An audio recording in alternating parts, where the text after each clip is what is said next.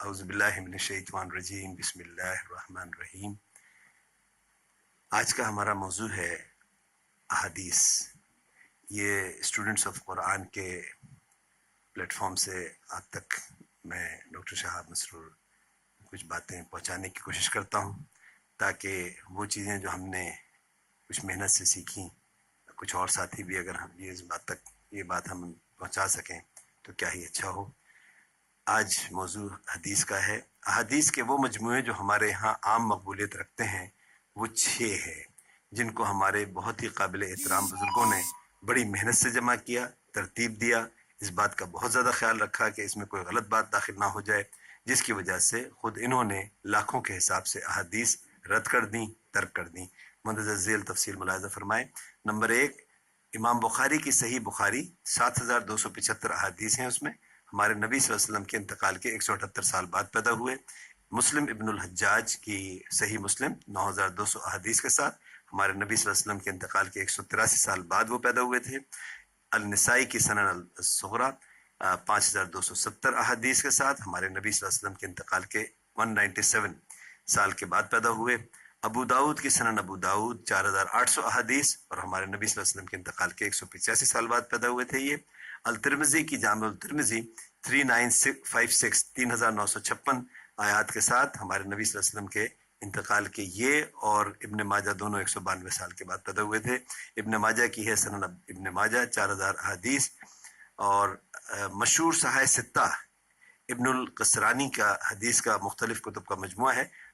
ہم جو احادیث کا آخری مجموعہ انسائکلوپیڈیا سے معلوم کر سکے وہ ہے منتخب احادیث کے عنوان سے محمد یوسف قندھالوی صاحب کا، جس کا اردو ترجمہ بعد میں مولانا سعد قندھالوی صاحب نے کیا۔ اس میں 1507 احادیث ہیں۔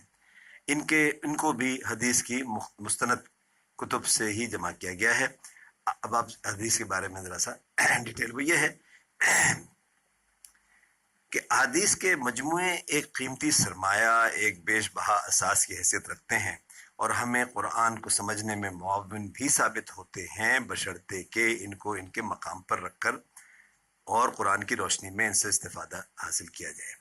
اللہ کے جلیل القدر اور آخری پیغمبر محمد عربی صلی اللہ علیہ وسلم کی زندگی کے روز و شب، ان کا رویہ، مختلف حالات اور مختلف واقعات میں کیا کہا گیا، کیا فیصلہ کیا، یا ایک کام کو ہوتے دیکھا اور منع نہیں کیا وغیرہ، یہ سب حدیث ہے جو کہ اوپر دیے گئے محدثین نے ان تک محنت سے مسلمان امت کے لیے محفوظ رکھنے اور پہنچانے کی کوشش کی۔ اس سلسلے میں بھی وہی سوال ہے کہ کیا اس کی بنیاد پر مسلم امت کو مختلف گروہوں میں تقسیم کیا جا سکتا ہے؟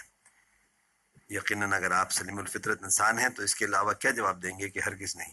ہمیں رب العالمین اللہ پاک کی طرف سے ایک ہی ہدایت ہے، اور وہ یہ کہ ہمیں ایک مسلم، ایک امت بن کر رہنا ہے۔ سورہ آل عمران کی 103 اور 105 آیات اس طرح ہیں، اور سب مل کر اللہ کی ہدایت کی رسی کو مضبوط پکڑے رہنا اور متفرق نہ ہو رہا، اور ان لوگوں کی طرح نہ ہونا جو متفرق ہو گئے اور واضح احکام آنے کے بعد ایک دوسرے سے اختلاف کرنے لگے۔ یہ وہ لوگ ہیں جن کو قیامت کے دن بڑا عذاب ہوگا۔ یقیناً ایسا نہیں ہے کہ اللہ پاک نے یا اس کے پاک نبی حضرت محمد صلی اللہ علیہ وسلم نے امت کے ایک حصے کو ایک پیغام دیا ہو اور دوسرے کو دوسرا، نہیں ہو سکتا نا۔ تو پھر اتنے مختلف سوچ رکھنے والے اس امت مسلمہ میں کیسے؟ سوچئے اور تبدیلی لائیے، اللہ اور اس کے رسول صلی اللہ علیہ وسلم کے دیے ہوئے پیغام قرآن کے مطابق، اور اپنے آپ کو فرقوں میں بٹنے سے بچائیں، کم از کم اپنے آپ کو اور اپنے گھر والوں کو۔ وَمَا عَلَيْنَا إِلَّا الْبَلَاغُ الْمُبِينُ۔